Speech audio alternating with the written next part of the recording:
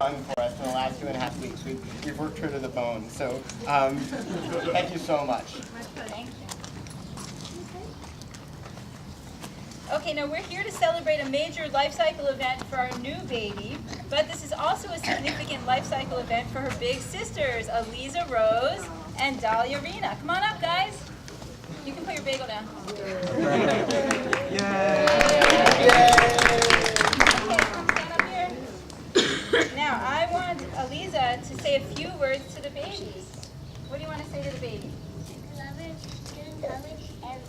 Wait, I'll translate for her. She says, I love her.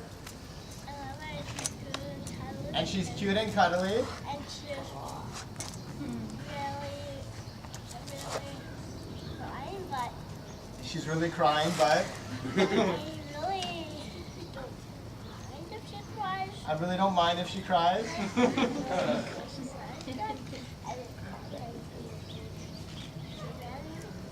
Squeezes me a lot. She really squeezes me a lot. Squeeze her finger. Thank you, sweetheart. Okay, now Dahlia, the little big sister, is going to sing a song to the baby. Sing it loud and proud.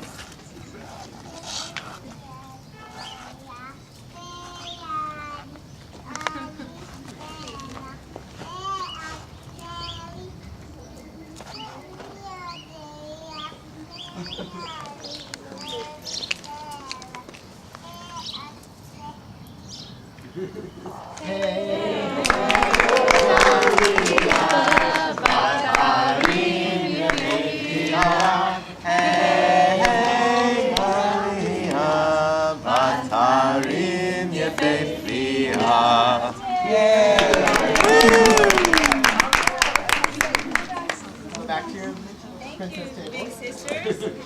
Now, No! when you were inside of us, we called you Cuddles. That was your fetal name. And now we call you all different names. Sometimes we still call you Cuddles. Mark calls you Dahlia. Mark sometimes calls you your alternative name, Ariella Ziva, which was a close second. And we call you Squeaky, because you squeak a lot, and several other things. But now we're about to officially give you your real name, Ariella Tamar. Misha berach avotenu Avraham Yitzchak v'Yaakov Sarah Rivka Rachel v'Leah v'yivarech et bitenu hayikara v'yikra shma b'Yisrael Ariella Tamar bat Mazal v'Sara. Like our ancestors, let's see if I can shake her. Not really. Like our ancestors, Abraham, Isaac, Jacob, Rebekah, Sarah, Rachel, and Leah, may this sweet baby have a life of blessing. We hereby announce that her name will be known in the Jewish community as Ariella Tamar, daughter of Mark and Sarah. Yehi ratzon shetihyeh yaldatenu osa shalom v'rodefet shalom ben ish v're'ehu v'tizrach ora misaviv l'ha'ir derech l'chol re'eha. May our daughter be a pursuer of peace, and may her radiance be reflected in the faces of everyone she comes into contact with. Chazek yadeinu l'hadricha b'darchei Torah v'kehila ve'amtzenu l'holicha b'ikvot giborim v'giborot Yisrael shema'asehem zarchu lanu b'chol dorot amenu. May we, her parents, have the strength to guide her in the ways of Torah and commitment to Jewish community. May we have the ability to lead her in the paths of the heroes of Jewish life, whose actions have shone brightly in all generations of our people's history. Now we'll talk a little bit about her names. Ariella literally means lioness of God. And I found this on a website about lions. Lions are lazy creatures and spend as much as 20 hours a day resting. Now that is totally true right now, but we know that you'll outgrow that very soon. Also, it said lions are the only social wild cats. So our blessing to you is that may you be a responsible social wildcat, and like a lion, may you be a symbol of strength and leadership to those around you. Her middle name, Tamar, means date palm. Dates and palm trees represent sweetness, beauty, boldness, and endurance. Ariella Tamar is connected to her sisters in so many ways. And one of them is that they all have flora in their names. Eliza Rose, Dahlia Rena, and Ariella Tamar. And if you can see that palm tree over there, that's just a nice symbol, because I can see that from her bedroom, which is really nice. Now a little bit about who she's named after. Ariella is after my grandfather, Yehuda Leib, or Leon Ben-Or. Leib means lion in Yiddish, and Leon does too, and Yehuda has as its symbol of that tribe the lion. So Ariella means lioness of God, and you can read a short bio of Leon in your program, and just the facts about his life. You'll hear more about him later from other people who talk. And her middle name, Tamar, refers to the recent Jewish holiday of Tu B'Shvat, which is a celebration of trees, and to the recent American holiday celebrating the memory of Martin Luther King Jr. Tamar is similar to Martin. Oh, that's wonderful. Okay, now we'd like to invite up her, some of her all of her grandparents. We're blessed to have all 4 of her grandparents, and they're all here today. And we're going to start with Grandma Ruthie, and then Roberta, Alice, and David. And we're going to bring her into the shade for a bit, where you guys stand up here. Oh, you can hold her? Okay. If you want to. Actually, I'm going to hold her here so that they can say the rest. We have to give her a kiss first. She doesn't really know yet how lucky she is to be a part of this wonderful family. She has 2 fabulous parents that are wonderful with the other girls, and just going to be wonderful again with her. She has Eliza and Dahlia, who are very gentle and sweet with her and love her, and she's just a very lucky little girl. I just want to read you a short poem about to a special sister, since she's one of 3 wonderful sisters. A sister is one of the nicest things that can happen to anyone. She is someone to laugh with and share with, to work with, and join in the fun. She is someone who helps in the rough times and knows when you need a warm smile. She's someone who will quietly listen when you just want to talk for a while.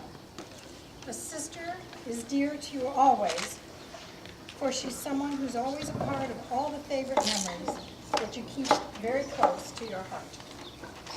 Forever. A long and happy and wonderful life. It's my baby's baby.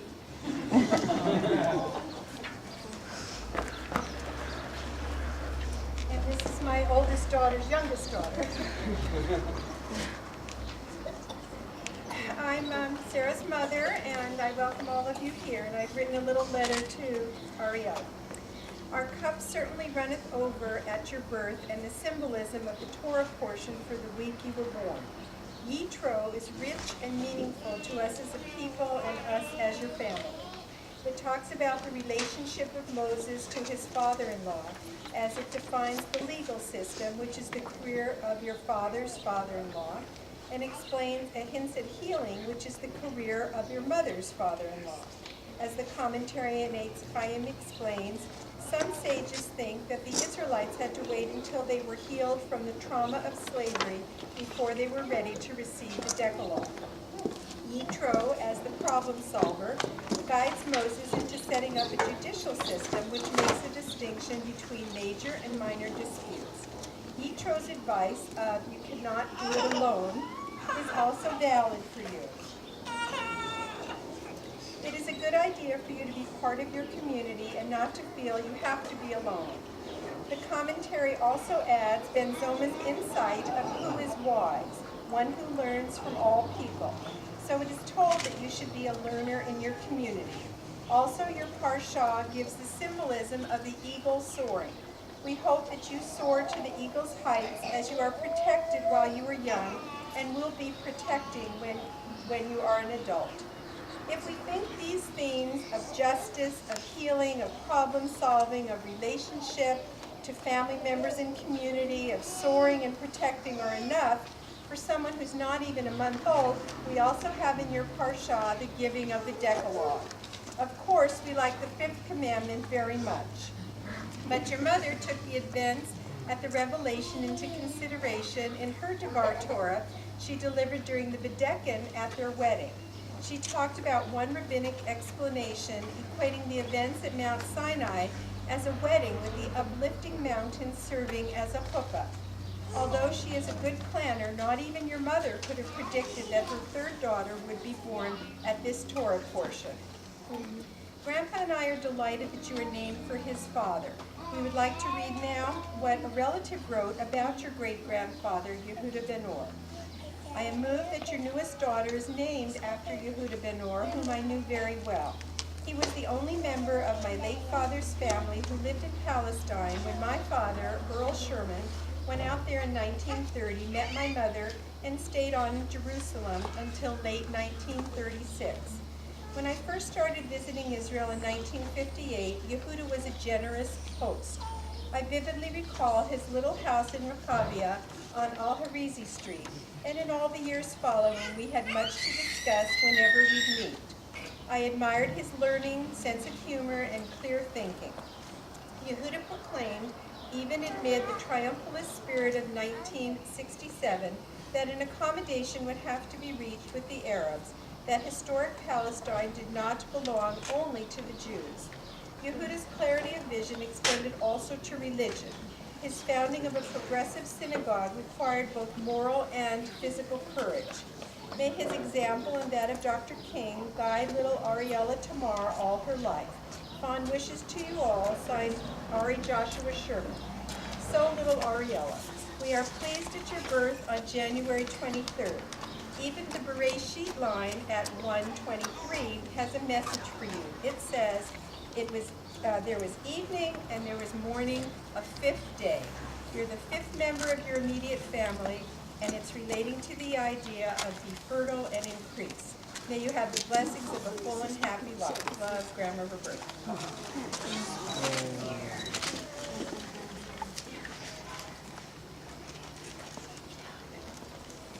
I'm West Coast Grandpa, East Coast Washington, D.C. For Lisa's simchat bat, I got to sing Erev Shel Shoshanim, which is a wonderful tune that I used as a lullaby for Mark when he was little, having this wonderful line, Erev Shel Ha'Hava, song of love. For Dahlia, I got to sing Al Kol Elah, and has this wonderful line, Shmor Ali Eli Hatov. Protect her, please, my good God. It's patterned after Moses' plea for Miriam to regain her health. Look up, sweetie. For Ariella, come on. I didn't have to sing a song of plea, I sang a declarative. Okay? Not in the map. In the little songbook here.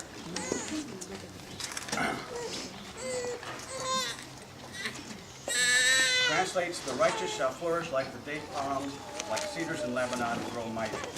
Planted in the house, courtyard of God, they will flourish. They will bear fruit even in old age. They will be fresh and fragrant. They will proclaim that God, my flawless rock, is just. We are just declaring that Ariella will flourish. How do we know she will flourish? Well, she's been quadruply blessed, and this time it's not the four grandparents. It's the mommy and the daddy and the two sisters. And this family really is a role model for humanity. And you can't help but flourish and grow up like this beautiful, thanks for the prop, palm tree right over here. So Ariella, I plan on enjoying every moment of watching you flourish, becoming an Orla Gayim, light unto the nations. Welcome.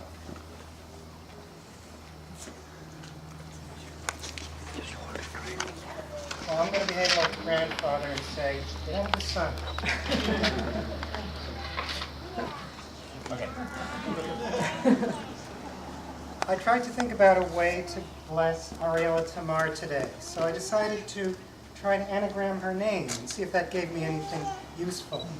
So first I came up with a Marshal Earl, and she's not going to grow up to be a warlike British noble, so that didn't work. So then I decided to introduce her last name and anagram that and see if we could add that and come up with something useful there. So that gave us a lame brain realtor, and that is not a career path we want for her. So I tried again. We came up with a rarer, tameable lion. Well, the lion at least relates to the Ari, but still not quite a career path there either. So I gave up on anagrams. Then I decided to look at people who shared a birthday with Ariella Tamar, and that was a little bit more hopeful. Here are some of the people I found and some of their attributes I wish on her. May she have a musical talent that ranges from the classical virtuosity of Lucio Clementi, the passionate jazz of Django Reinhardt. May she have the artistic talent of Edouard Manet. May she support independence and political ideals as did John Hancock. May she have the acting talent of Jean Moreau. May she inherit the wealth of Princess Caroline of Monaco. Well, that one seemed like a nice wish, but not a realistic one, so I rejected that approach as well, and instead decided the best way to bless her is to hope that she attain the attributes of those for whom she is named. First, my father, Yehuda Leib Benor. May she, like Mark, her father, have his intellectual scope, his commitment to social justice and peace, and his eagerness to establish new institutions and make them thrive. May she, like her mother Sarah, have his gift for language and his ability to teach. May she be dedicated to learning and be surrounded by books, as her parents wished for their family in their own wedding vows. May she be a citizen of the world who shares her skills to improve the lives of others. Second, as you know, she's named for Martin Luther King Jr. There's little I could say about his commitment to peace and to improving the world that you don't already know. Appropriately, her great-grandfather, Yehuda Leib, was in Washington, D.C. on the date of his famous March for Peace, where he spoke his I Have a Dream speech. So that's a nice intersection of two lives there. And on that day, he said some very meaningful words. So I wish her the fulfillment of Dr. King's dream, that she grow up in a world where all are judged by the content of their character, and we all can hear freedom ring. So I welcome you to this beautiful family, this talented family, and I wish you a life of accomplishment and happiness as you join your beautiful sisters, Eliza and Dolly. I love you, Ariella Tamar. Our surrogate great-grandmother, Kasi Margolis, will say some words. Do you want to stay in the shade or?